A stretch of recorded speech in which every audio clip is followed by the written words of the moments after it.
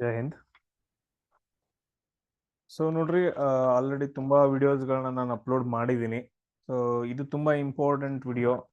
ಇನ್ಮೇಲೆ ಏನಪ್ಪಾ ಅಂತಂದ ಹೇಳಿದ್ರೆ GK ವಿಡಿಯೋಸ್ಗಳನ್ನ 1000 ಕ್ವಶನ್ ಸಾಲ್ವ್ ಮಾಡೋಣ ಅಂತ ಇತ್ತು. ನಾ ರೆಡಿ ಮಾಡಿರೋದು ಸೊ PDF ಅಲ್ಲಿ. ಬಟ್ ಅದ್ರ ಇವಾಗ ರೀಸೆಂಟ್ ಆಗಿ 2023ರಲ್ಲಿ ಏನು SSC ಡಿಪಾರ್ಟ್ಮೆಂಟ್ ಏನ್ ಎಕ್ಸಾಮ್ ನಡೆಸೈತಲ್ಲ, ಸೊ ಅವುಗಳನ್ನ ಏನ್ ಮಾಡೋಣ ಅಂತಂದ ಹೇಳಿದ್ರೆ ಡಿಸ್ಕಷನ್ ಮಾಡೋಣ. ತುಂಬಾ ಇಂಪಾರ್ಟೆಂಟ್. 2023ರಲ್ಲಿ ಸೊ ಅಕ್ಟೋಬರ್, ನವೆಂಬರ್, ಡಿಸೆಂಬರ್ ಈ 3 ತಿಂಗಳಲ್ಲಿ ಏನ್ SSC ಡಿಪಾರ್ಟ್ಮೆಂಟ್ ನಡೆಸಿರುವಂತಹ ಕ್ವಶನ್ ಪೇಪರ್ಸ್ ಗಳನ್ನ ಸಾಲ್ವ್ ಮಾಡೋಣ. ಯಾಕಂತಂದ ಹೇಳಿದ್ರೆ GK ಒಳಗಡೆ ಆ ತುಂಬಾ ಕ್ವಶನ್ಸ್ ಗಳನ್ನ ಕರೆಂಟ್ ಅಫೇರ್ಸ್ ಮೇಲೆಲ್ಲ ಕೇಳ್ತಾನಲ್ಲ, ನಮ್ಗೆ ಈಸಿಯಾಗಿ ಗೊತ್ತಾಗ್ಬಿಡುತ್ತೆ ಯಾವ ತರ ಓದ್ಕೋಬೇಕಂತಂದ ಹೇಳಿ. ಸೊ ನಾನು ಇದನ್ನ ಕನ್ನಡದ ಕನ್ವರ್ಟ್ ಮಾಡಕ್ಕಾಗಲ್ಲ. ಕನ್ನಡದ ಕನ್ವರ್ಟ್ ಮಾಡಿ ನಾನು ವಿಡಿಯೋ ಅಪ್ಲೋಡ್ ಮಾಡೋದಾದ್ರೆ 2-3 ಡೇಸ್ ಒಂದ್ಸರಿ ಒಂದು ವಿಡಿಯೋ ಅಪ್ಲೋಡ್ ಮಾಡ್ಬೇಕಾಗತ್ತೆ.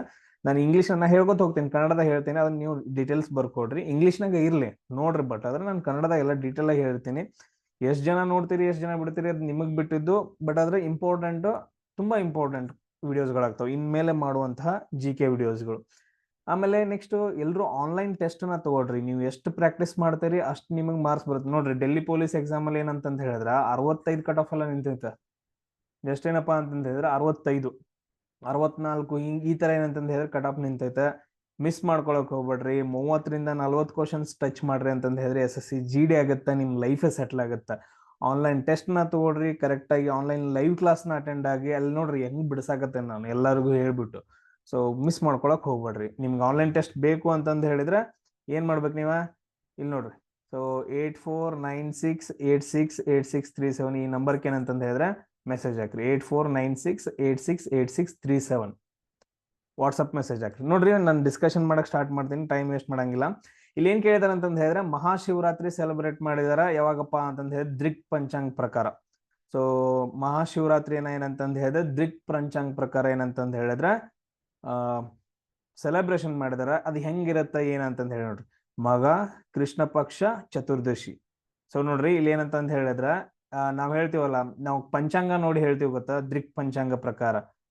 ಸೊ ಯಾವಾಗ ಮೇಘನ ಅಥವಾ ಮಘ ನೋಡ್ರಿ, ಮಗ ಕೃಷ್ಣ ಪಕ್ಷ ಇದ್ದಾಗ ಅದಾದ ನಂತರ ಚತುರ್ದಶಿ ದಿನ ಏನಂತಂದ ಹೇಳಿದ್ರೆ ಮಹಾಶಿವರಾತ್ರಿಯನ್ನ ಆಚರಣೆ ಮಾಡಿದಾರ ಅಂತಂದ ಹೇಳ್ಬಿಟ್ಟು ಈ ಕ್ವಶನ್ ಅನ್ನ ಕೇಳ್ತಾರೆ. ಸೊ ಯಾವಾಗ ಮಹಾಶಿವರಾತ್ರಿ ಯಾವಾಗ ನೆಕ್ಸ್ಟ್ ಬರುತ್ತಾ, ಸೊ ಮಾರ್ಚ್ 8ನೇ ತಾರೀಕು ಏನಂತಂದ ಹೇಳಿದ್ರೆ ಮಹಾಶಿವರಾತ್ರಿ ಬರುತ್ತಲ್ಲ. ಸೊ ಅದು ಪಂಚಾಂಗ ಹೆಂಗಿರ್ಬೇಕಂತಂದ ಹೇಳಿದ್ರೆ ಮಗ ಸೊ ಕೃಷ್ಣ ಪಕ್ಷದಲ್ಲಿರ್ಬೇಕು, ಚತುರ್ದಶಿ ದಿನ ಇರಬೇಕು, ಅವಾಗ ಆಚರಣೆ ಮಾಡ್ತಾರೆ. ಇದನ್ನ ನೋಡ್ಕೊಡ್ರಿ. ಸೊ ಯಾಕಂದ್ರೆ ಶಿವರಾತ್ರಿ ಬಗ್ಗೆ ಕೇಳ್ತಾರೆ. ಆಮೇಲೆ ಶಿವ ಅಂತ ಬಂದಾಗ ಸೊ ತಮಿಳುನಾಡದಲ್ಲಿ ಏನ್ ಮಾಡ್ತಾರಪ್ಪ ಅಂತಂದ ಹೇಳಿದ್ರೆ ಒಂದು ನಾಟ್ಯೋತ್ಸವವನ್ನ ಮಾಡ್ತಾರ. ಅದ್ ನೆಕ್ಸ್ಟ್ ಬರುತ್ತದ, ನಾನು ಡಿಸ್ಕಷನ್ ಮಾಡ್ತೀನಿ.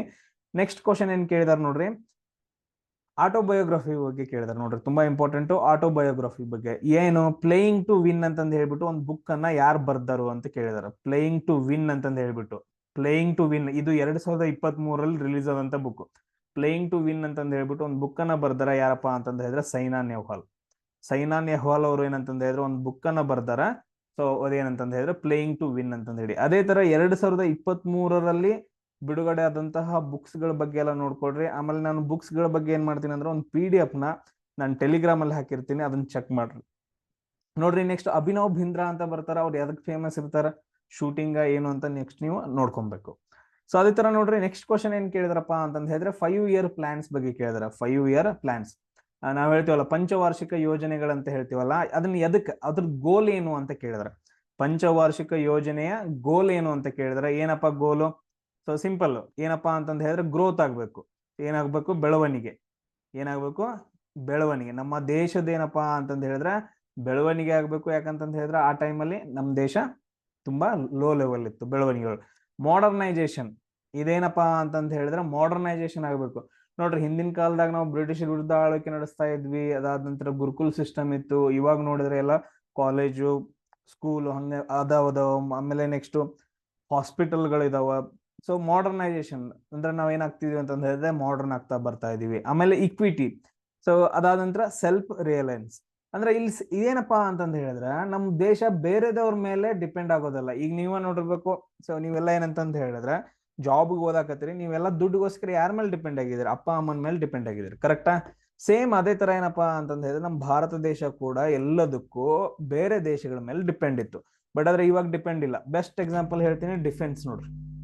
ಡಿಫೆನ್ಸ್ ಏನಪ್ಪಾ ಅಂತಂದ್ ಹೇಳಿದ್ರ ಹಡಗುಗಳಾಗಿರ್ಬೋದು, ಯುದ್ಧದ ನೌಕೆಗಳಂತ ಹೇಳ್ತೀವಿ, ಅದಾದ ನಂತರ ವಿಮಾನಗಳಾಗಿರ್ಬೋದು, ಸೊ ಅದಾದ ನಂತರ ನೆಕ್ಸ್ಟ್ ಗನ್ಗಳಾಗಿರ್ಬೋದು, ಎಲ್ಲ ಬೇರೆ ದೇಶಗಳಿಂದ ರಫ್ತು ಮಾಡ್ಕೊಂತಿತ್ತು. ಬಟ್ ಆದ್ರೆ ಇವಾಗ DRDO, ಅದಾದ ನಂತರ HAL, ಆಮೇಲೆ ಇನ್ನು ಉಳಿದ್ದೇನಪ್ಪಾ ಅಂತಂದ್ ಹೇಳಿದ್ರೆ ADA, ಏರೋನಾಟಿಕಲ್ ಡೆವಲಪ್ಮೆಂಟ್ ಏಜೆನ್ಸಿ, ಇವೆಲ್ಲ ಏನ್ ಮಾಡ್ತಿದಾವ ಅಂತಂದ್ ಹೇಳಿದ್ರೆ ನಮ್ಮ ಭಾರತ ದೇಶದ ಒಳಗಡೆನೆ ಏನ್ ಮಾಡ್ತಿದಾವ ಅಂತಂದ್ ಹೇಳಿದ್ರೆ ರೆಡಿ ಮಾಡ್ತೀವಿ. ಸೆಲ್ಫ್ ರಿಲಯನ್ಸ್ ಇದನ್ನಂತ ಹೇಳ್ತೀವಿ. ಈ ಆಪ್ಷನ್ ಕರೆಕ್ಟ್ ಆಯ್ತು. ಆಮೇಲೆ ಟೋಟಲ್ ಆಗಿ 12 ಪಂಚವಾರ್ಷಿಕ ಯೋಜನೆಗಳು ಬರ್ತಾವು. 1ನೇ ಪಂಚವಾರ್ಷಿಕ ಯೋಜನೆ ಯಾವ ಬೆಳವಣಿಗೆ ಐತಿ? ಕೃಷಿ ಬೆಳವಣಿಗೆಗೆ ಇದು ಮಹತ್ವವನ್ನ ಕೊಟ್ಟೈತೆ. ಅದಾದ ನಂತರ 2ನೇದು ಯಾವ್ದಪ್ಪ ಅಂತಂದ ಹೇಳಿದ್ರೆ ಕೈಗಾರಿಕೆಗೆ ಏನಪ್ಪಾ ಅಂತಂದ ಹೇಳಿದ್ರೆ ಮಹತ್ವ ಕೊಟ್ಟೈತೆ. 3ನೇದ್ ಮತ್ತೇನಪ್ಪಾ ಅಂತಂದ ಹೇಳಿದ್ರೆ ಕೃಷಿ ಮತ್ತು ಅಂತ ಹೇಳ್ತೀವಿ. ಸೇಮ್ ಅದೇ ತರ 5ನೇದ್ ನೋಡ್ರಿ, 5ನೇದ್ ಏನಪ್ಪಾ ಅಂತಂದ ಹೇಳಿದ್ರೆ ಬಡತನ ತುಂಬಾ ಬರ್ತಾವ. ಅವುಗಳನ್ನ ಏನಂತಂದ ಹೇಳಿದ್ರೆ 1ರಿಂದ 12 ಏನಂತಂದ ಹೇಳಿದ್ರೆ ಒಂದು ಲಿಸ್ಟ್ ನಾ ಮಾಡ್ಕೊಡ್ರಿ, ತುಂಬಾ ಇಂಪಾರ್ಟೆಂಟ್ ಆಗತ್ತ. ಆಮೇಲೆ ನೆಕ್ಸ್ಟ್ ಕ್ವಶನ್ ನೋಡ್ರಿ, ಇಲ್ಲಿ ಏನ್ ಮಾಡಿದಾರೆ ಅಂತಂದ ಹೇಳಿದ್ರೆ ಉತ್ತರ ಪ್ರದೇಶದ ಟೂರಿಸಂ ಡಿಪಾರ್ಟ್ಮೆಂಟ್. ಸೊ ಉತ್ತರ ಪ್ರದೇಶದ ಟೂರಿಸಂ ಡಿಪಾರ್ಟ್ಮೆಂಟ್ ಒಂದು ಕಲ್ಚರಲ್ ಫೆಸ್ಟಿವಲ್ ಅನ್ನ ಹಮ್ಮಿಕೊಂಡಿತ್ತು.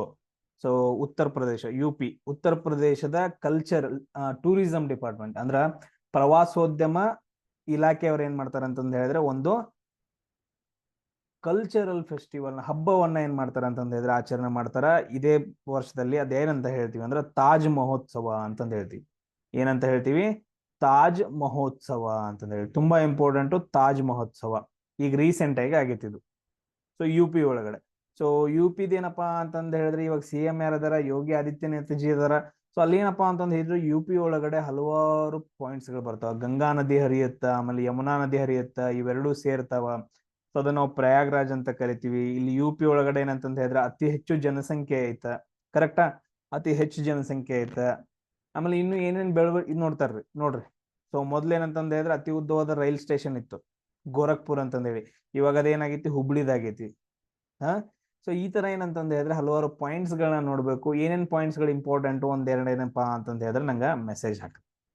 ಇದೇನಂತಂದ ಹೇಳಿದ್ರೆ ನಿಮ್ಗೊಂದು ವಿಡಿಯೋ ಸಿಂಪಲ್ ಏನಪ್ಪಾ ಅಂತಂದ ಹೇಳಿದ್ರೆ ಈ ತರ ಇನ್ ಮೇಲೆ ಡಿಸ್ಕಷನ್ ಮಾಡ್ಕೊಂತ ಹೋಗೋಣ ಅಂತಂದ ಹೇಳೋಕೆ ನಿಮ್ಗೊಂದು ಇದು ಫಸ್ಟ್ ವಿಡಿಯೋ ಮಾಡ್ತಿದ್ದೀನಿ. ಯಾರಷ್ಟು ಜನರಿಗೆ ಬೇಕು ಅಂತಂದ್ ಹೇಳಿದ್ರಿ, ಇದು ಯೂಸ್ ಆಗತ್ತ ಸರ್ ಅಂತಂದ್ ಹೇಳಿದ್ರೆ ನಾನು ಕಂಟಿನ್ಯೂಷನ್ ಮಾಡ್ಕೊಂತ ಹೋಗ್ತೀನಿ, ಇಲ್ಲಾಂದ್ರೆ ಸ್ಟಾಪ್ ಮಾಡ್ತೀನಿ ಇದನ್ನ. ಯಾಕಂತಂದ್ರೆ ಸುಮ್ಮನೆ ವೇಸ್ಟ್ ಮಾಡೋದು ಬೇಡ. ಸರ್ ಆಲ್ರೆಡಿ ಇದನ್ನ ಯಾರು ಕ್ವಶನ್ ಕೇಳ್ತಾರೆ ಹೆಂಗ್ ನೋಡ್ರಿ. ಇಲ್ಲಿ ನೋಡ್ರಿ, ಹಂಪಿ ಡ್ಯಾನ್ಸ್ ಉತ್ಸವ ಅಂತ ಬರುತ್ತೆ. ಇದು ಕರ್ನಾಟಕದಾಗ ನಡೆಸ್ತಾರ. ಹಂಪಿ ಅಂದ್ರೆ ಯಾಕಂತಂದ್ರೆ ಹಂಪಿಯನ್ನ ನಾವ್ ಏನಂತ ಕರಿತೀವಿ?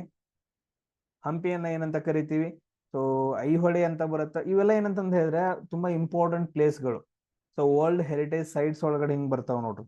ಸೊ ಇಲ್ಲಿ ಯಾರ ಆಳ್ವಿಕೆ ನಡೆಸ್ತಾರ? ವಿಜಯನಗರ ಸಾಮ್ರಾಜ್ಯ ಆಳ್ವಿಕೆ ನಡೆಸುತ್ತ. ಅವುಗಳನ್ನ ಸ್ವಲ್ಪ ನೋಡ್ಕೊಬೇಕು. ಸೊ ಅದರಲ್ಲಿ ಕೃಷ್ಣದೇವರಾಯ ತುಂಬಾ ಇಂಪಾರ್ಟೆಂಟ್ ಆಗ್ತಾನ. ಆಮೇಲೆ ನಾಟ್ಯಾಂಜಲಿ ಉತ್ಸವ ಅಂತ ಬರುತ್ತೆ ನೋಡ್ರಿ. ನಾನು ಆಗ್ಲೇ ಹೇಳಿದ್ನಲ್ಲ, ತಮಿಳುನಾಡದಲ್ಲಿ ಒಂದು ಶಿವನಿಗೆ ಒಂದು ಉತ್ಸವವನ್ನು ನಡೆಸ್ತಾರ, ನಾಟ್ಯಾಂಜಲಿ ಉತ್ಸವ ಅಂದ್ರ. ಸೊ ಶಿವ ಏನಂತಂದ ಹೇಳಿದ್ರೆ ಶಿವನನ್ನ ನಾವು ನಾಟ್ಯ ರಾಜ ಅಂತ ಕರಿತೀವಿ, ನಟರಾಜ ಅಂತ ಕರಿತೀವಿ. ಸೊ ಆ ಒಂದು ಡ್ಯಾನ್ಸ್ ಏನಂತಂದ ಹೇಳಿದ್ರೆ ಉತ್ಸವವಾಗಿ ಆಚರಣೆ ಮಾಡ್ತಾರ. ಎಲ್ಲಿ? ನಾಟ್ಯಾಂಜಲಿ ಉತ್ಸವ ಅಂತಂದ ಹೇಳ್ಬಿಟ್ಟು ತಮಿಳುನಾಡು ಒಳಗಡೆ. ಇದನ್ ಕ್ವಶನ್ ಅನ್ನ ಬಹಳ ಸಾರಿ ಕೇಳಿದಾರ. ಎಸ್, ಎಲ್ರಿಗೂ ಅರ್ಥ ಆಗ್ತಿದ್ಯಾ? Very good. ನೋಡೋಣ ಸೊ ಯಾರು ಏನೇನ್ ಮಾಡ್ತೀರಿ ಅಂತಂದ್ರೆ. ಸೇಮ್ ಅದೇ ತರ ಯಾವ್ಯಾವ ರಾಜ್ಯಗಳಲ್ಲಿ ಯಾವ್ಯಾವ ಡ್ಯಾನ್ಸ್ ಗಳು ತುಂಬಾ ಇಂಪಾರ್ಟೆಂಟ್ ಅದಾವ ಅಂತಂದ ಹೇಳಿ ನಾನು ಆಲ್ರೆಡಿ ಒಂದು ವಿಡಿಯೋ ಮಾಡಿ ಹಾಕಿದ್ದಾನೆ. ನಿಮ್ಗೆ ಎಷ್ಟು ನೆನಪದಾವ ಇವಾಗ ಏನಂತಂದ ಹೇಳಿದ್ರೆ ನೀವು ನನಗೆ ಕಮೆಂಟ್ಸ್ ಅಲ್ಲಿ ಹಾಕ್ರಿ. ನೀವು ಎಷ್ಟು ಕಮೆಂಟ್ಸ್ ಹಾಕ್ತೀರಿ ನಾನು ಅಷ್ಟು ವಿಡಿಯೋ ಮಾಡಿ ಹಾಕ್ತೀನಿ ರೀ. ಅಷ್ಟೇ, ಇನ್ಮೇಲೆ ಎಷ್ಟು ನೀವು ಕಮೆಂಟ್ಸ್ ಹಾಕ್ತೀರಿ ಅಷ್ಟು ವಿಡಿಯೋ ಮಾಡಿ ಹಾಕ್ತೀನಿ. ಆಮೇಲೆ ಎಲ್ರಿಗೂ ಶೇರ್ ಮಾಡ್ರು. ನಿಮ್ಗೆ ಯೂಸ್ ಆಗ್ತಿದ್ವು ಅಂತಂದ ಹೇಳಿದ್ರೆ ಇಡೀ ಆಲ್ ಓವರ್ ಕರ್ನಾಟಕ ಶೇರ್ ಮಾಡ್ರಿ. ಅದಾದ ನಂತರ ಲೈಕ್ ಮಾಡ್ರಿ. ಏನ್ ಗಂಟು ಹೋಗಂಗಿಲ್ಲ. ಹುಡುಗಿರ್ ವಿದ್ಯುತ್ ಸಿಕ್ಕರೆ ಏನಂತಂದ ಹೇಳಿದ್ರೆ ಇಮೇಜ್ ಅದು ಸಿಕ್ಕರೆ ಹೆಂಗ್ ಬೇಕಾದಂಗ್ ಲೈಕ್ ಮಾಡ್ತಾರೆ. ಈ ವಿಡಿಯೋಸ್ಗಳಿಗೆ ಇಷ್ಟೊಂದು ಕಷ್ಟಪಟ್ಟು ಮಾಡ್ತಿದ್ರ ಒಂದು ಲೈಕ್ ಮಾಡಂಗಿಲ್ಲ, ಶೇರ್ ಮಾಡಂಗಿಲ್ಲ. ಹೋಗ್ಲಿ ಕಮೆಂಟ್ ಹಾಕ್ರು ಅಂತಂದ ಹೇಳಿದ್ರೆ ಕಮೆಂಟ್ಸ್ ಹಾಕಂಗಿಲ್ಲ. ಅದೇ ಹುಡುಗಿ ಒಂದ್ ಮೆಸೇಜ್ ಮಾಡ್ಲಿ, ಅರ್ಧ ತಾಸು ಗಂಟ್ಲೆ ಏನ್ ಮಾಡ್ತಾರೆ ಅಂತಂದ ಹೇಳಿದ್ರೆ ಮೆಸೇಜ್ ಹಾಕೊತ್ಕೊಂತಾರೆ. ಆಯ್ಕೆ ಜಾಬ್ ಬಿಡ್ಸಕಿದಾಳೋ ಇನ್ನು ಈ ವಿಡಿಯೋ ಜಾಬ್ ಬಿಡ್ಸೋದೈತಿ ನಿಮ್ಗ.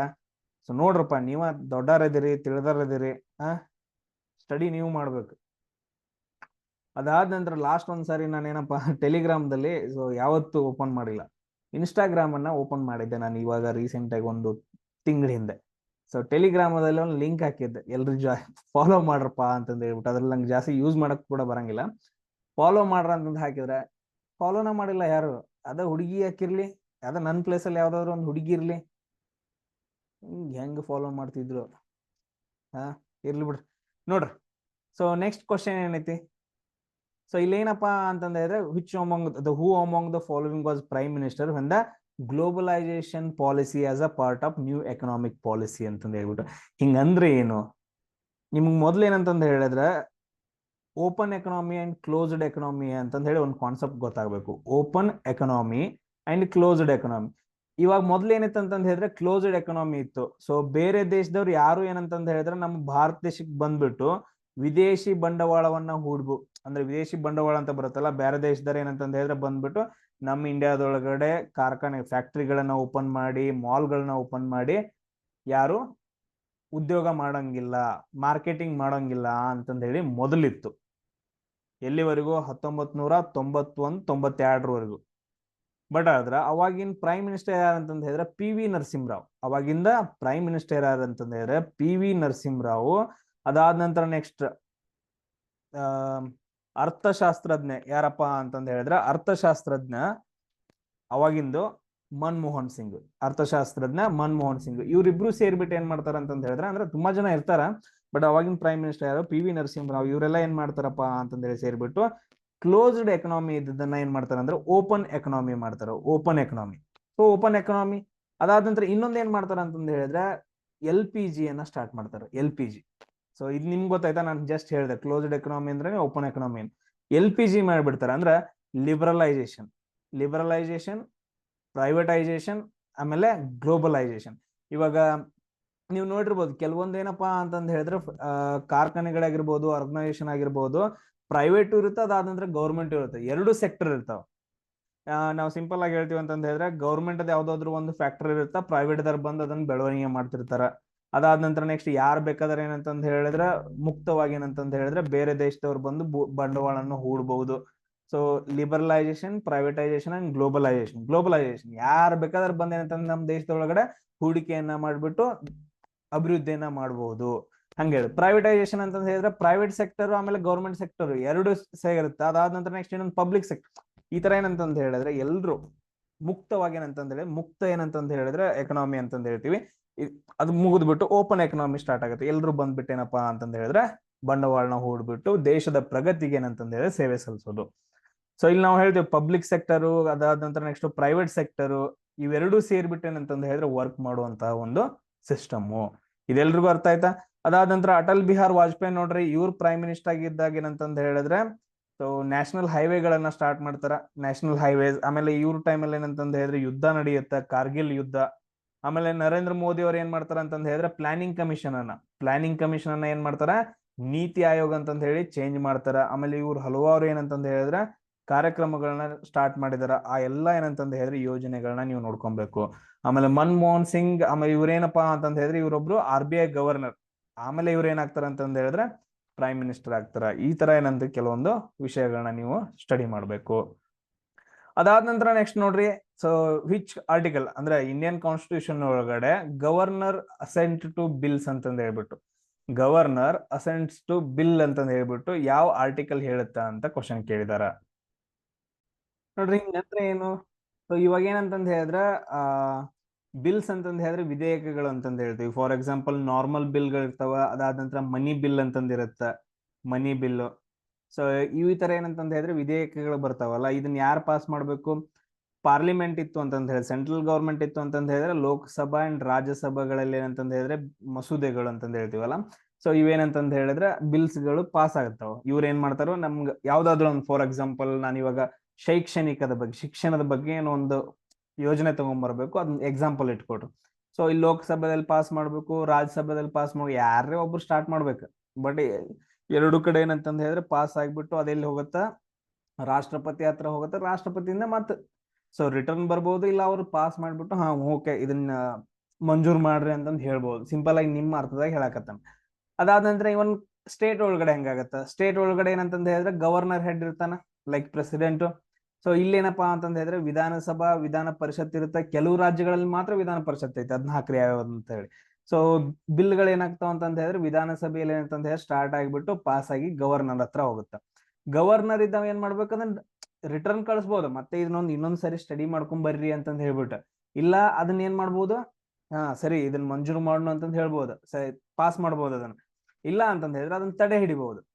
ಅದನ್ನ ಏನಂತಂದ ಹೇಳಿದ್ರೆ ತಡೆ ಹಿಡಿಬಹುದು. ಸೊ ಎಲ್ಲಿವರೆಗೂ ಪ್ರೆಸಿಡೆಂಟ್ ವರ್ಗು.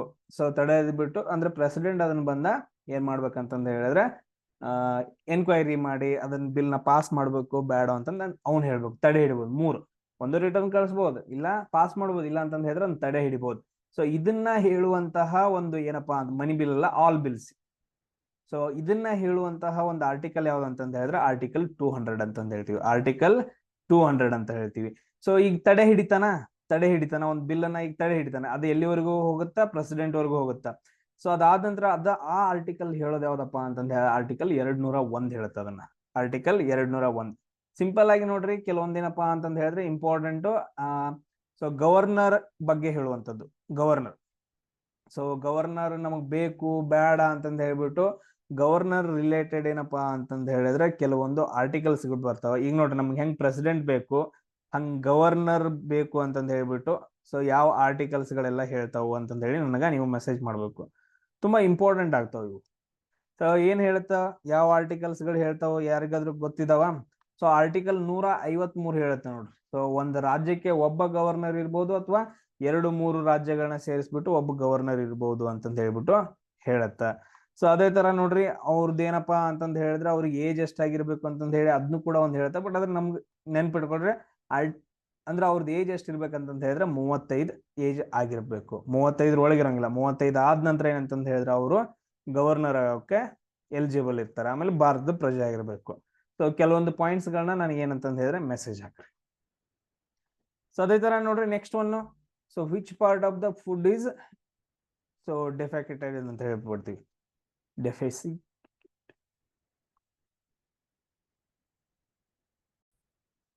ಎಸ್ ನೋಡ್ರಿ, ಇಲ್ಲೇನಪ್ಪಾ ಅಂತಂದ ಹೇಳಿದ್ರೆ ಡೆಫಿಕೇಟೆಡ್ ಅಂತಂದ ಹೇಳಿದ್ರೆ ಈಗ ವಿಸರ್ಜನೆ ಅಂತಂದ ಹೇಳ್ತೀವಲ್ಲ. ಇವಾಗ ನಾವು ಊಟ ಮಾಡ್ತೀವಿ.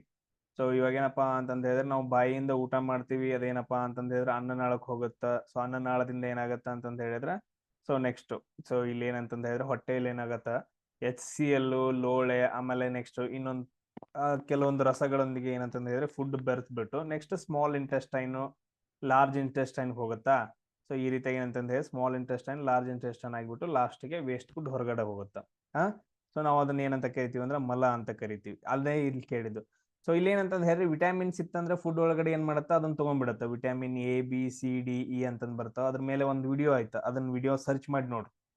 ಸೊ ಅದಾದ ನಂತರ ನೆಕ್ಸ್ಟ್ ಗ್ಲೂಕೋಸ್ ಅಂತಂದ ಐತಾ. ಸೊ ಆ ವಿಡಿಯೋ ಏನಂತಂದ್ ಹೇಳಿದ್ರೆ ಅಗ್ನಿವೀರ್ಗ್ ಮಾಡಿದೈತಾ. ಟೆನ್ಷನ್ ತಗೋಬೇಡ್ರಿ ಹೆಡ್ಡಿಂಗ್ ಬಗ್ಗೆ, ಒಳಗಡೆ ಕಂಟೆಂಟ್ ಓದ್ರಿ. ಸೊ ನೆಕ್ಸ್ಟ್ ಗ್ಲೂಕೋಸ್ ಅಂತಂದ್ ಹೇಳಿದ್ರೆ C6H12O6 ನಮ್ಗೇನಪ್ಪಾ ಅಂತಂದ್ ಹೇಳಿದ್ರೆ ಏನಂತ ಕರಿತೀವಿ, ಇದನ್ನ ಗ್ಲೂಕೋಸ್ ಅಂತ ಕರಿತೀವಿ. ಇದನ್ನ ತಿಂದು ಅಂತಂದ್ರೆ ಸಡನ್ ಆಗಿ ನಮ್ಗೆ ಎನರ್ಜಿ ಸಿಗುತ್ತೆ. ಆಮೇಲೆ ನ್ಯೂಟ್ರಿಯೆಂಟ್ಸ್ ಗಳು ಏನೇನ್ ಇರ್ತಾವಲ್ಲ ಅದರಲ್ಲಿ, ಅವನ್ನೆಲ್ಲ ಏನ ಪ್ರೋಟೀನ್ ಅದು ಇದು ಏನಪ್ಪಾ ಅಂತ ಬರ್ತಾವಲ್ಲ, ಅವನ್ನೆಲ್ಲ ಕಾರ್ಬೋಹೈಡ್ರೇಟ್ಸ್ ಅವೆಲ್ಲ ನಾವು ಬಾಡಿಗೆ ಬೇಕು ಅದನ್ನ ತಗೊಳತ್ತ. ಇನ್ನು ಉಳಿದಿರೋದು ಯಾವುದು, ಅನ್ಯೂಸ್ಡ್ ಫುಡ್. ಅಂದ್ರ ವೇಸ್ಟ್ ಫುಡ್ ಏನಿರುತ್ತಲ್ಲ ಅದನ್ನೇನಪ್ಪಾ ಅಂತ ಎಲ್ಲಾ ನಾರುಗಳನ್ನ ತೆಗೆದ್ಬಿಟ್ಟು ಎಲ್ಲಾ ವಿಟಮಿನ್ ಅದು ಇದು ತೆಗದ್ ನಂತರ ಏನಿರುತ್ತಲ್ಲ, ಸೊ ಅದು ಏನಪ್ಪಾ ಅಂತಂದ ಹೇಳಿದ್ರೆ ಅನ್ಯೂಸ್ಡ್ ಫುಡ್ ಏನಂತಂದ ಹೇಳಿದ್ರೆ ಡೆಫಿಕೇಟೆಡ್ ಆಗತ್ತೆ, ಅಂದ್ರೆ ಮಲ ಆಗಿ ವಿಸರ್ಜನೆ ಆಗತ್ತ ಅಂತಂದ ಹೇಳಿ ಇದನ್ನ ಪಾಯಿಂಟ್ ಅನ್ನ ನೀವು ನೋಡ್ಕೊಬೇಕು. ಆಮೇಲೆ ಇದರಲ್ಲಿ ಹಲವಾರು ಏನಪ್ಪಾ ಅಂತಂದ ಹೇಳಿದ್ರೆ ಇವಾಗ ಪೆಪ್ಸಿನೋಜನ್ ಅಂತಂದ್ ಬರುತ್ತ. ಸೊ ಇಲ್ಲೇನಂತಂದ ಹೇಳಿದ್ರೆ ಸೊ ಹೊಟ್ಟೆ ಒಳಗಡೆ ಊಟದ ಜೊತೆಗೆ HCl, ಲೋಳೆ, ಅದಾದ ನಂತರ ಪೆಪ್ಸಿನೋಜನ್ ಅಂತಂದ ಹೇಳ್ಬಿಟ್ಟು ಒಂದು ಆ ಏನಂತ ಕರಿತೀವಿ ಇದನ್ನ, ಪೆಪ್ಸಿನೋಜನ್ ಏನಂತ ನೋಡ್ರಿ, ಅದೇನಪ್ಪಾ ಅಂತಂದ್ರೆ ಮಿಕ್ಸ್ ಆಗತ್ತ. ಸೊ ಇದೇನಾಗತ್ತೆ ಅಂದ್ರೆ ನೆಕ್ಸ್ಟ್ ಅಂದ್ರೆ ಜೀರ್ಣಕ್ರಿಯೆ ಆಗುವಾಗ ಇದು ಪೆಪ್ಸಿನೋಜನ್ ಇದ್ದದ್ದು ಏನಾಗತ್ತೆ ಅಂದ್ರೆ ಪೆಪ್ಸಿನ್ ಆಗಿ ಏನಂತಂದ ಹೇಳಿದ್ರೆ ಕನ್ವರ್ಟ್ ಆಗುತ್ತೆ. ಏನಾಗಿ ಕನ್ವರ್ಟ್ ಆಗುತ್ತೆ, ಪೆಪ್ಸಿನ್ ಆಗಿ ಕನ್ವರ್ಟ್ ಆಗುತ್ತೆ. ಆಮೇಲೆ ಪ್ರೋಟೀನ್ಗಳು, ಕಾರ್ಬೋಹೈಡ್ರೇಟ್ಸ್ ಗಳು ಏನಾಗ್ತಾವ ಅಂತಂದ ಹೇಳಿದ್ರೆ ಒಡೆದ್ಬಿಟ್ಟು ಶಕ್ತಿಯಾಗಿ ಬಿಡುಗಡೆ ಆಗ್ತವೆ. ಶಕ್ತಿ ಎಲ್ಲಿ ಬಿಡುಗಡೆ ಆಗುತ್ತೆ, ನಮ್ದು ಮೈಟೋಕಾಂಡ್ರಿಯಾ ಒಳಗಡೆ. ಮೈಟೋಕಾಂಡ್ರಿಯಲ್ಲಿ ಇರತ್ತಪ್ಪ ಅಂತಂದ ಹೇಳಿದ್ರೆ ಸೆಲ್ ಒಳಗಡೆ ಇರುತ್ತೆ, ಜೀವಕೋಶದ ಒಳಗಡೆ ಮೈಟೋಕಾಂಡ್ರಿಯಾ ಇರುತ್ತೆ. ಅಲ್ಲಿ ನಮ್ಗೆ ಏನಾಗತ್ತೆ ಅಂದ್ರೆ ಎನರ್ಜಿ ಬಿಡುಗಡೆ ಆಗತ್ತೆ. ಎಸ್, ಸೊ ಇದ್ರ ಬಗ್ಗೆ ಒಂದ್ ಸ್ವಲ್ಪ ನೋಡ್ಕೊಂಡ್ ಇಟ್ಕೊಡ್ರಿ. ನೆಕ್ಸ್ಟ್ ನೋಡ್ರಿ, ಇಲ್ಲೇನಪ್ಪಾ ಅಂತಂದ್ರೆ who summons each house state legislature to meet time to time ಅಂತ ಕೇಳಿದ್ರೆ ಜಸ್ಟ್ ಕನ್ನಡದಾಗ ನೋಡ್ಕೊಡ್ರಿ. ಕಾಲ ಕಾಲಕ್ಕೆ ಏನಪ್ಪಾ ಅಂತಂದ ಹೇಳಿದ್ರೆ ಸದನಗಳನ್ನ ಇಡುವಂತಹವರು ಯಾರು? ಈಗೇನಪ್ಪಾ ಅಂತಂದ ಹೇಳಿದ್ರೆ ಈಗ ಸದನಗಳಿರ್ತಾವಲ್ಲ, ಸದನಗಳನ್ನ ಯಾರು ಹೇಳ್ತಾರೆ? ನೀವು ಇವಾಗ ಚಳಿಗಾಲದ ಅಧಿವೇಶನಗಳು ಅಂತ ಕರಿತೀವಿ. ಓಕೆ, ಅಧಿವೇಶನಗಳನ್ನ ಯಾರು ನಡೆಸ್ತಾರೆ, ಯಾರು ಹೇಳ್ತಾರೆ ಇವಾಗ ನಡಿಬೇಕು ಅಧಿವೇಶನ? ಸೊ 6 ತಿಂಗಳು ಏನಂತಂದ ಹೇಳಿದ್ರೆ ಗ್ಯಾಪ್ ಇರ್ಬೇಕಂತ ಹೇಳ್ತೀವಿ. ಒಂದು ಸದನ ನಡೀತಂತಂದ ಹೇಳಿದ್ರೆ ಇನ್ನೊಂದು ಸದನ ನಡೆಯಕ 6 ತಿಂಗಳು ಗ್ಯಾಪ್ ಇರ್ಬೇಕು. ಅದಾದ ನಂತರ ನೆಕ್ಸ್ಟ್ ಸದನ ನಡೆಯುತ್ತೆ. ನಮ್ಮಲ್ಲಿ ನಾವ್ ಏನಂತ ಕರಿತೀವಿ ಅಂತಂದ ಹೇಳಿದ್ರೆ ಬೇಸಿಗೆ ಕಾಲದ ಅಧಿವೇಶನ, ಚಳಿಗಾಲದ ಅಧಿವೇಶನ ಅಂತ ಕರೀತೀವಿ ನಾವು. 6 months ಗ್ಯಾಪ್ ಇರುತ್ತೆ ಅಲ್ಲಿ ಸ್ಟೇಟ್ ಅಲ್ಲಿ ಆಗಿರ್ಬೋದು ಅಥವಾ ಸೆಂಟ್ರಲ್ ಅಲ್ಲಿ ಆಗಿರ್ಬೇಕು.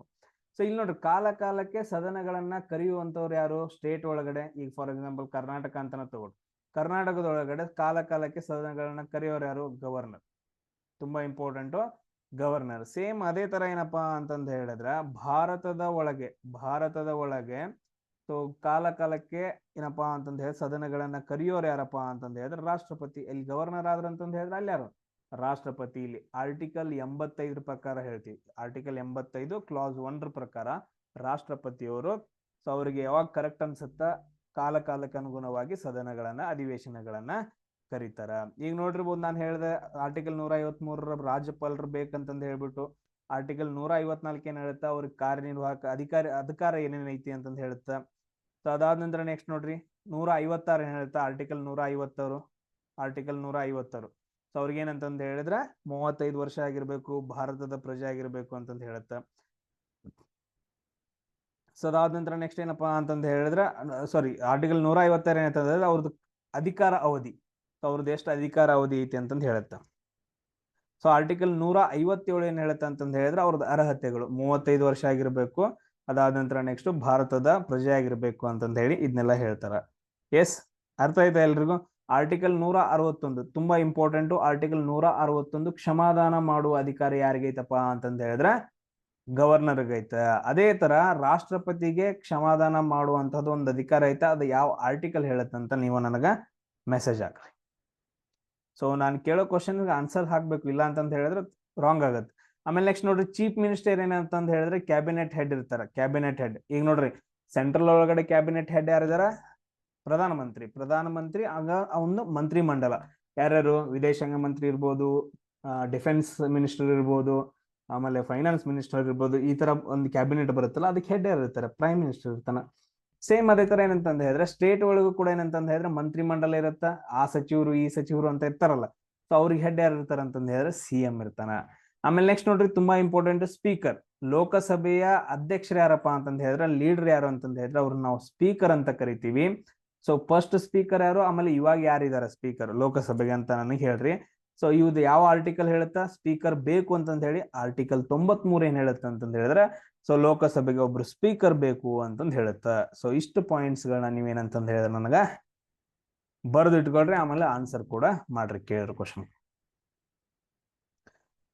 ಸೊ ಅದಾದ ನಂತರ ನೆಕ್ಸ್ಟ್ ನೋಡ್ರಿ, ಇವಾಗ ಏನಪ್ಪಾ ಅಂತಂದ ಹೇಳಿದ್ರೆ ವೇದಿಕ್ ಅಂದ್ರೆ ವೇದಗಳ ಕಾಲದಲ್ಲಿ ಸೊ ರಾಜರ ಮಾಡುವಂತಹ ರಿಲಿಜಿಯಸ್ ರಿಚುವಲ್ಸ್ ಗಳನ್ನ ಅಂದ್ರೆ ಯಜ್ಞ ಯಾಗಾದಿಗಳು ಪೂಜೆಗಳು ಅಂತ ಬರ್ತಾವಲ್ಲ, ವೇದಗಳ ಕಾಲದಲ್ಲಿ ಯಜ್ಞ ಯಾಗಾದಿಗಳು ಆಮೇಲೆ ಪೂಜೆಗಳನ್ನ ಏನ್ ರಾಜರು ನಡೆಸ್ತಾ ಇದ್ರಲ್ಲ, ಸೊ ಅದನ್ನ ಯಾರು ನಡೆಸ್ಕೊಡ್ತಿದ್ರು ಅಂತ ಕ್ವಶನ್ ಕೇಳಿದ್ರೆ ಯಾರಪ್ಪ ಅಂತಂದ ಹೇಳಿದ್ರೆ ಪುರೋಹಿತ.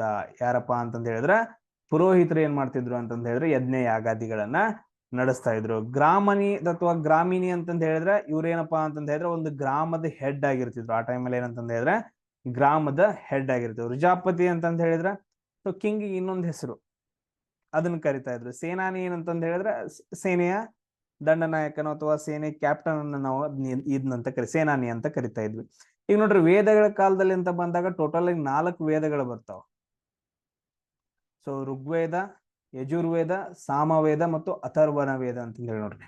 ಸೊ ಋಗ್ವೇದ ಅಂತ ಬಂದಾಗ ಅದು ಜ್ಞಾನಕ್ಕೆ ಸಂಬಂಧಪಟ್ಟಿದ್ರೆ, ಸೊ ಉಳಿದಿದ್ದು ಏನಂತಂದ ಹೇಳಿದ್ರೆ 4 ಅದಾವ. ನಾನು ಕನ್ಫ್ಯೂಸ್ ಆಗೋದೊಂದು ಹೇಳ್ಬಿಡ್ತೀನಿ. ಅಥರ್ವಣ ವೇದ ಅಂತ ಬರುತ್ತೆ. ಇದೇನಪ್ಪಾ ಅಂತಂದ ಹೇಳಿದ್ರೆ ಮಾಟ ಮಂತ್ರಗಳಿಗೆ ಬರುತ್ತೆ. ಇನ್ನು ಉಳಿದಿರೋದು ಯಾವ್ದು? ಸಾಮವೇದ ಮತ್ತು ಯಜುರ್ವೇದ. ಇವೆರಡು ಏನಂತಂದ ಹೇಳಿದ್ರೆ ಯಾವ್ದಕ್ ಸಂಬಂಧಪಟ್ಟಿದಾವು ಅಂತಂದ ಹೇಳಿ ನನಗ ನೀವು ಕಮೆಂಟ್ ಅನ್ನ ಹಾಕ್ಬೇಕು. ಕಮೆಂಟ್ಸ್ ಅನ್ನ ಹಾಕ್ತಿರಿ, ನೀವು ಹಾಕ್ಲೇಬೇಕು.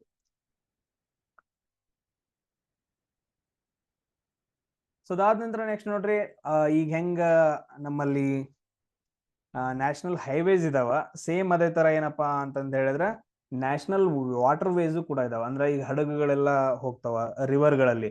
ಸೊ ಅದರಲ್ಲಿ ನ್ಯಾಷನಲ್ ವಾಟರ್ ವೇ 10 ಯಾವ ಸ್ಟೇಟ್ ಒಳಗಡೆ ಐತೆ ಅಂತ ಕೇಳಿದ್ರೆ ಮಹಾರಾಷ್ಟ್ರ ಒಳಗಡೆ. ಯಾವ ಸ್ಟೇಟ್ ಒಳಗಡೆ ಐತೆ? ಅದು ಮಹಾರಾಷ್ಟ್ರ ಒಳಗಡೆ ಐತೆ. ಎಸ್ ನೋಡ್ರಿ, ನಿಮ್ಗೆ ಸಿಂಪಲ್ ಆಗಿ ನ್ಯಾಷನಲ್ ವಾಟರ್ ವೇಸ್ ಗಳ ಬಗ್ಗೆ ಹೇಳ್ತೀನಿ. ಅಷ್ಟೊಂದೇನು ಮಾಹಿತಿ ಏನಂತಂತ ಹೇಳಿದ್ರೆ ಇಲ್ಲಿ ಅಷ್ಟೊಂದು ಹೇಳಕ್ ಆಗಂಗಿಲ್ಲ. ಬಟ್ ಅದನ್ನು ಕೂಡ ಎಕ್ಸ್ಪ್ಲನೇಷನ್ ಕೊಡ್ತೀನಿ ಸ್ವಲ್ಪ. ಆಮೇಲೆ ಇದಕ್ಕೊಂದು ಸಪ್ರೇಟ್ ಆಗಿ ವಿಡಿಯೋ ಮಾಡಿ ನಾನು ಹಾಕ್ತೀನಿ ಎಲ್ರಿಗೂ ಯಾರಿಗೂ ಬೇಕಂತಂದ ಹೇಳಿದ್ರೆ. ನೋಡ್ರಿ ನ್ಯಾಷನಲ್ ಹೈವೇಸ್ ಬರ್ತಾವ. ಈಗ ಹೆಂಗ ನ್ಯಾಷನಲ್ ಹೈವೇ ಬರ್ತಾವ ಹಂಗ ನ್ಯಾಷನಲ್ ವಾಟರ್ ವೇಸ್ ಕೂಡ ಬರ್ತಾವ.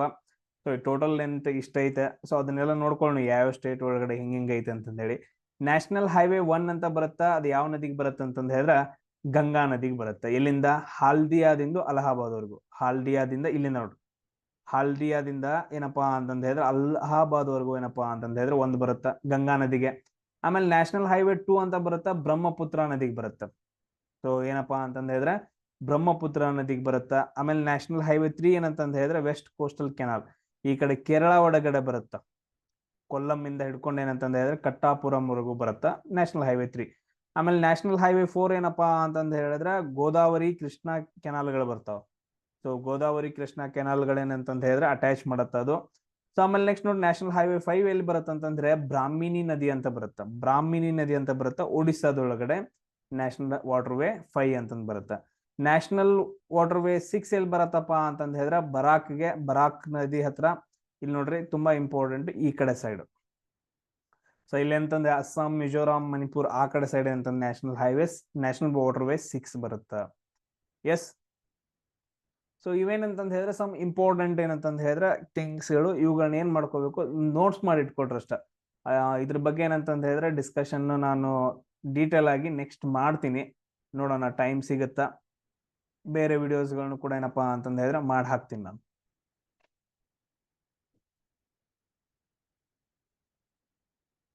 ಎಸ್ ನೋಡ್ರಿ, ನೆಕ್ಸ್ಟ್ ಕ್ವಶನ್ ನಾವೇನಪ್ಪಾ ಅಂತಂದ ಹೇಳಿದ್ರೆ ಡಿಸ್ಕಷನ್ ಮಾಡ್ತಾ ಹೋಗೋಣ. ಒಂದ್ ನಿಮಿಷ ಸೆಟ್ ಮಾಡ್ಕೊಳ್ಳೋಣ.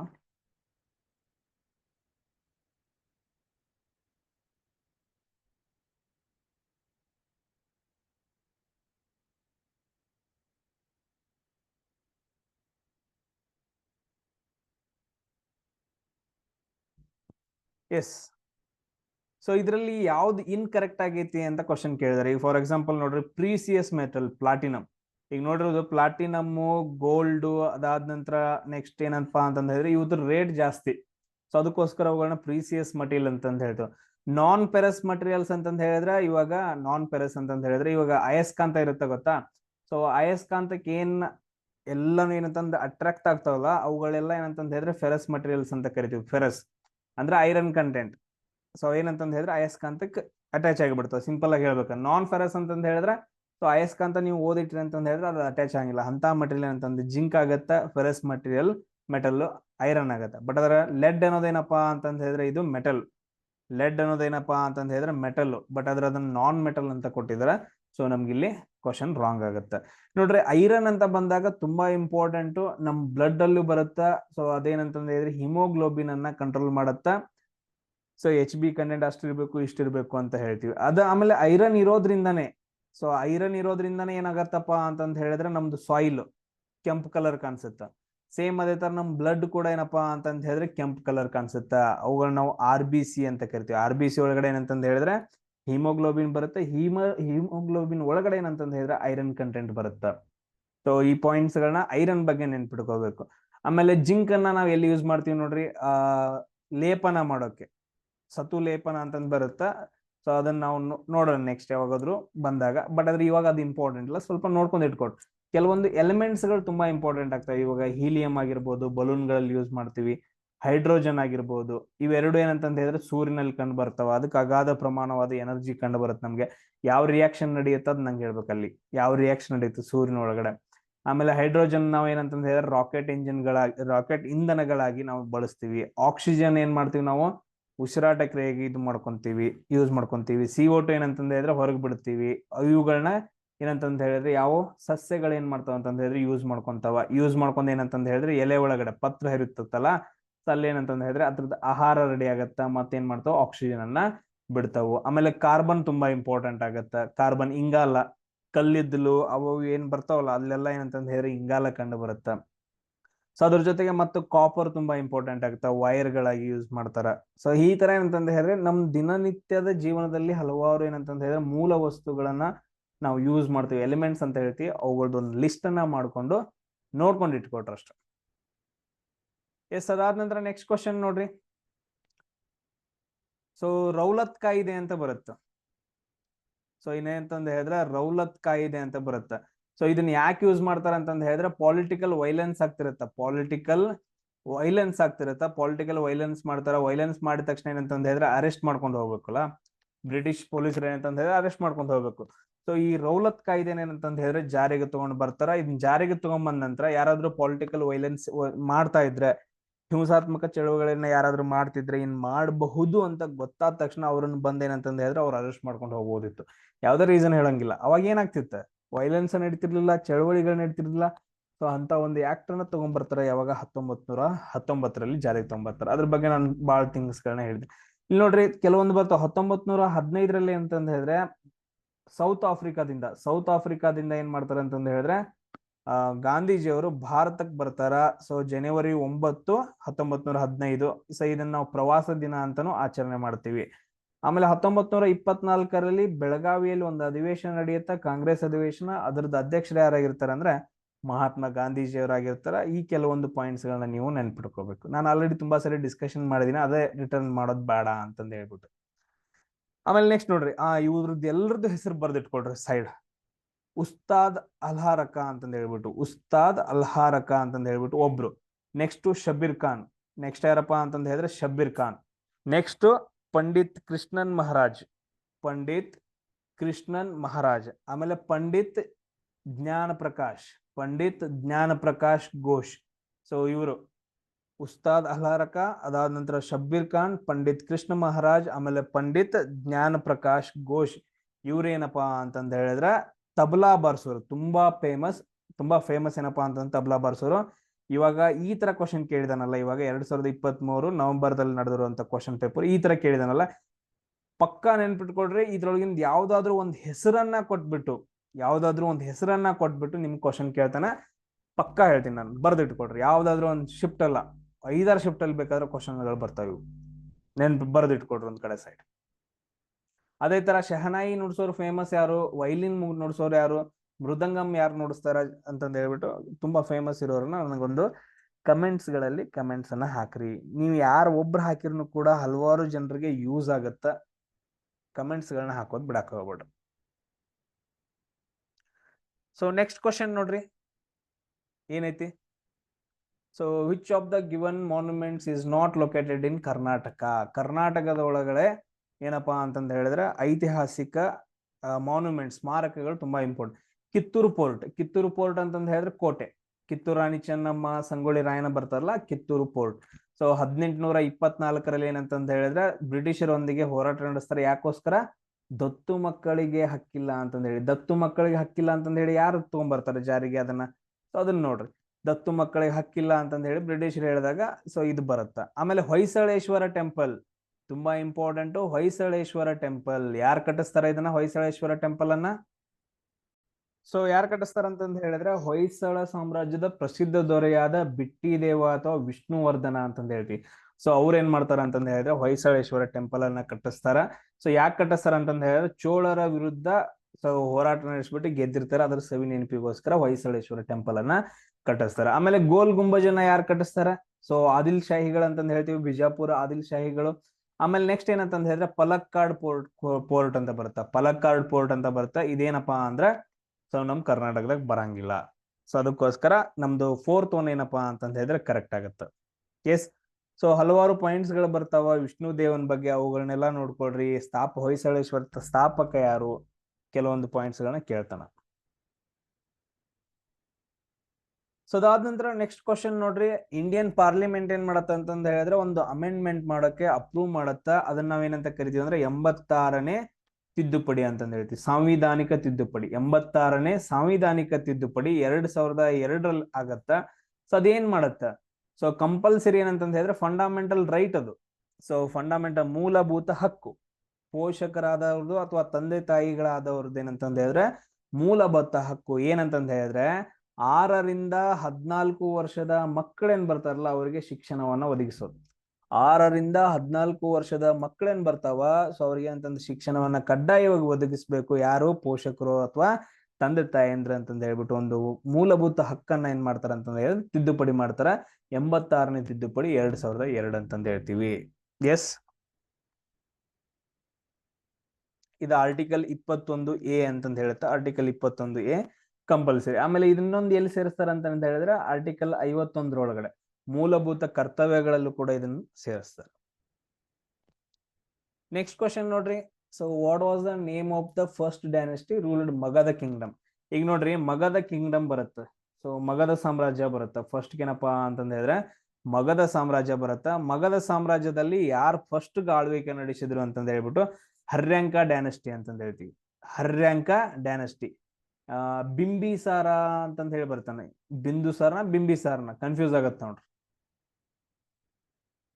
ಎಸ್ ನೋಡ್ರಿ, ತುಂಬಾ ಇಂಪಾರ್ಟೆಂಟ್ ಆಗತ್ತ. ಇವುಗಳ ಬಗ್ಗೆ ಸ್ವಲ್ಪ ಹೇಳ್ತೀನಿ, ಯಾಕಂದ್ರೆ ನಮ್ ಕ್ವಶನ್ಸ್ ಗಳನ್ನ ಇಲ್ಲಿ ಬಾಳ್ ಕೇಳ್ತಾರೆ. ಹರ್ಯಾಂಕ ಡೈನೆಸ್ಟಿ ಅಂತ ಬಂದಾಗ ಇಲ್ಲೇನು ತುಂಬಾ ಇಂಪಾರ್ಟೆಂಟು, ಅಜಾತ ಶತ್ರು ತುಂಬಾ ಇಂಪಾರ್ಟೆಂಟ್ ಆಗ್ತಾನೆ. ಅಜಾತ ಶತ್ರು ಏನಂತ ಹೇಳಿದ್ರೆ ಇವನು ಬುದ್ಧ ಏನಿರ್ತಲ್ಲ ಅವನ್ ಸಮಕಾಲೀನವನಾಗಿರ್ತಾನ. ಆಮೇಲೆ ನೆಕ್ಸ್ಟ್ ಏನ್ ಮಾಡ್ತಾನಪ್ಪ ಅಂತಂದ ಹೇಳಿದ್ರೆ ಒಂದು ಬೌದ್ಧ ಸಮ್ಮೇಳನವನ್ನು ಕೂಡ ನಡೆಸ್ತಾನ. ಎಲ್ಲಿ? ರಾಜಗೃಹ ಒಳಗಡೆ. ಏನಪ್ಪಾ ಅಂತಂದ ಹೇಳಿದ್ರೆ ರಾಜಗೃಹ ಒಳಗಡೆ ನಡೆಸ್ತಾನ. ಸೊ ಇದ್ರದ್ದು ಇಂಪಾರ್ಟೆಂಟ್ ಇನ್ನೊಬ್ಬ ಯಾರು ಬರ್ತಾ ಅಂತಂದ ಹೇಳಿದ್ರೆ ಇವ್ರಪ್ಪ. ಮೊದ್ಲು ಇವನಿಗಿಂತ ಫಸ್ಟ್ ನಡೆಸಿದವನ್ ಯಾರಂತಂದ ಹೇಳಿದ್ರೆ ಬಿಂಬಿಸಾರ ಅಂತಂದ ಹೇಳ್ತೀವಿ. ಇವನು ತುಂಬಾ ಇಂಪಾರ್ಟೆಂಟ್ ಆಗ್ತಾನ. ಇವನಾದ ನಂತರ ನೆಕ್ಸ್ಟ್ ಬರೋನೆ ಇವನು ಅಜಾತ ಶತ್ರು. ಅಲ್ಲಿ ಕೆಲವೊಂದ್ ಏನಂತಂದ ಹೇಳಿದ್ರೆ ಇಂಪಾರ್ಟೆನ್ಸ್ ಬರ್ತಾವ ಅಜಾತ ಶತ್ರು ಮತ್ತು ಬಿಂಬಿಸಾರನ ಒಳಗಡೆ. ಆಮೇಲೆ ನೆಕ್ಸ್ಟ್ ಉದಯನ್ ಅಂತ ಬರ್ತಾನ. ಹರ್ಯಾಂಕ ಡೈನೆಸ್ಟಿ ಒಳಗಡೆ ಉದಯಿನ್ ಅಂತ ಬರ್ತಾನ. ಇವನೇ ಏನಪ್ಪಾ ಅಂತಂದ ಹೇಳಿದ್ರೆ ಪಾಟಲಿಪುತ್ರ ನಗರವನ್ನ ಸ್ಥಾಪಿಸ್ತಾನ. ಸೊ ಇವನೇನ್ ಮಾಡ್ತಾನ ಅಂತ ಹೇಳಿದ್ರೆ ಪಾಟಲಿಪುತ್ರ ನಗರವನ್ನ ಸ್ಥಾಪನೆ ಮಾಡಿ, ನಗರವನ್ನ ನಿರ್ಮಾಣ ಮಾಡಿ ರಾಜಗೃಹದಿಂದ ಏನಂತಂದ ಹೇಳಿದ್ರೆ ಪಾಟಲಿಪುತ್ರಕ್ಕೆ ರಾಜಧಾನಿಯನ್ನ ಚೇಂಜ್ ಮಾಡ್ತಾನ. ಸೊ ಇವ್ರೇನಂತಂದ ಹೇಳಿದ್ರೆ ಹರ್ಯಾಂಕ ಡೈನೆಸ್ಟಿ. ಅದಾದ ನಂತರ ನೆಕ್ಸ್ಟ್ ಬರೋರು ಯಾರಂತಂದ ಹೇಳಿದ್ರೆ ಶಿಶುನಾಗ ಡೈನೆಸ್ಟಿ ಬರುತ್ತೆ. ಸೊ ಅದಾದ ನಂತರ ನೆಕ್ಸ್ಟ್ ಯಾರು ಬರ್ತಾರ? ಶಿಶುನಾಗ ಡೈನೆಸ್ಟಿ ಬರುತ್ತ. ಅದ್ರಲ್ಲಿ ತುಂಬಾ ಇಂಪಾರ್ಟೆಂಟ್ ಒಬ್ಬನ ಬಗ್ಗೆ ನೆನ್ಪಿಟ್ಕೊಡ್ರಿ, ಕಾಲಾಶೋಕ. ತುಂಬಾ ಇಂಪಾರ್ಟೆಂಟ್ ಯಾರಂತಂದ ಹೇಳಿದ್ರೆ ಕಾಲಾಶೋಕ. ಇವನ್ ಏನ್ ಮಾಡ್ತಾನ ಅಂತಂದ ಹೇಳಿದ್ರೆ ಎರಡನೇ ಬೌದ್ಧ ಸಮ್ಮೇಳನವನ್ನ ಏನಪ್ಪಾ ಅಂತಂದ ಹೇಳಿದ್ರೆ ನಡೆಸ್ತಾನ. ಅದನ್ನ ಒಂದೇ ನೆನ್ಪಿಟ್ಕೋಬೇಕಲ್ಲಿ. ಅದಾದ ನಂತರ ನೆಕ್ಸ್ಟ್ ಬರ್ತಾರ ಯಾರಪ್ಪಾ ಅಂತಂದ ಹೇಳಿದ್ರೆ ನಂದ ಡೈನೆಸ್ಟಿ ಅವ್ರು ಬರ್ತಾರ. ನೆಕ್ಸ್ಟ್ ಯಾರು ಬರ್ತಾರ? ನಂದ ಡೈನೆಸ್ಟಿ ಸ್ಥಾಪಕ ಯಾರಪ್ಪಾ ಅಂತಂದ ಹೇಳಿದ್ರೆ ಯಾರ ಸ್ಥಾಪಕ ಅದನ್ನ ಹೇಳ್ರಿ ನನಗೂ ಗೊತ್ತಿಲ್ಲ. ಸೊ ಯಾರ ಸ್ಥಾಪಕ ಯಾರು ಅಂತಂದ ಹೇಳ್ಬಿಟ್ಟು ನೀವು ಹೇಳ್ಬೇಕು. ನನಗಂತೂ ಗೊತ್ತಿಲ್ಲ ಯಾರಪ್ಪ ಅಂತಂದ ಹೇಳ್ಬಿಟ್ಟು. ಸೊ ಅವ್ರು ಬರ್ತಾರ. ಅದಾದ ನಂತರ ನೆಕ್ಸ್ಟ್ ಏನಪ್ಪಾ ಅಂತಂದ ಹೇಳಿದ್ರೆ ನೋಡ್ರಿ, ಸೊ ಇದರಲ್ಲಿ ಕೊನೆಯ ದೊರೆಯಾದ ಧನನಂದನನ್ನ ಸೋಲಿಸ್ಬಿಟ್ಟೇನಂತಂದ ಹೇಳಿದ್ರೆ ಭಾರತದಲ್ಲಿ ಮೌರ್ಯ ಸಾಮ್ರಾಜ್ಯ ಸ್ಥಾಪನೆ ಆಗತ್ತೆ. ಚಂದ್ರಗುಪ್ತ ಮೌರ್ಯ ಇದ್ದವನಂದ್ರ ಧನನಂದನನ್ನ ಸೋಲಿಸ್ತಾನ. ಯಾರ ಹೆಲ್ಪ್ ಇಂದ? ಕೌಟಿಲ್ಯ ಅಥವಾ ವಿಷ್ಣುಗುಪ್ತ ಅಂತಂದ ಹೇಳ್ತೀವಿ. ಸೊ ಇಷ್ಟು ಪಾಯಿಂಟ್ಸ್ ಗಳನ್ನ ಏನಂತಂದ ಹೇಳಿದ್ರೆ ನೀವು ನೋಡ್ಕೊಬೇಕು. ಎಸ್. ಸೊ ಅದಾದ ನಂತರ ಇವಾಗ ಇಲ್ಲಿಗೆ ಕ್ಲಾಸ್ ನಾನು ಸ್ಟಾಪ್ ಮಾಡ್ತಾ ಇದ್ದೀನಿ. ನೆಕ್ಸ್ಟ್ ಎಲ್ರಿಗೂ ಬೇಕು ಅಂತಂದ ಹೇಳಿದ್ರೆ ನೆಕ್ಸ್ಟ್ ಕಂಟಿನ್ಯೂಸ್ ಆಗಿ ಮಾಡ್ತೀನಿ. ಸೊ ನೆಕ್ಸ್ಟ್ ಕ್ಲಾಸ್ ಅಲ್ಲಿ ಸಿಗೋಣ. ಜೈ ಹಿಂದ್. ಆಮೇಲೆ ಆನ್ಲೈನ್ ಟೆಸ್ಟ್ ಗಳನ್ನ ಬರೀರಿ. ಯಾರು ಕರೆಕ್ಟ್ ಆಗಿ ಸೀರಿಯಸ್ ಆಗಿ ವರ್ಕ್ ಮಾಡತ್ತೀರಿ, ಆನ್ಲೈನ್ ಟೆಸ್ಟ್ ತುಂಬಾ ಇಂಪಾರ್ಟೆಂಟ್ ಆಗ್ತಾವ ಲೈಫ್ ಅಲ್ಲಿ. ಎಸ್. ಈಗ ಹೆಂಗ್ ನೀವು ಡೈಲಿ ಮಾತಾಡಿ ಬಿಟ್ಟಾಗ ನಿಮ್ಗೆ ಹೆಂಗ್ ಹುಡುಗಿ ಬೀಳ್ತಾಳಲ್ಲ ಲವ್ ಅಲ್ಲಿ, ಸೇಮ್ ಹಂಗ ಡೈಲಿ ನೀವು ಪ್ರಾಕ್ಟೀಸ್ ಮಾಡಿದಾಗ ನಿಮ್ಗೂ ಎಕ್ಸಾಮ್ ಬೀಳುತ್ತ. ಇಲ್ಲ ಅಂತಂದ ಹೇಳಿದ್ರೆ ಆಗಂಗಿಲ್ಲ. ನೆನ್ಪಿಟ್ಕೊಡ್ರಿ.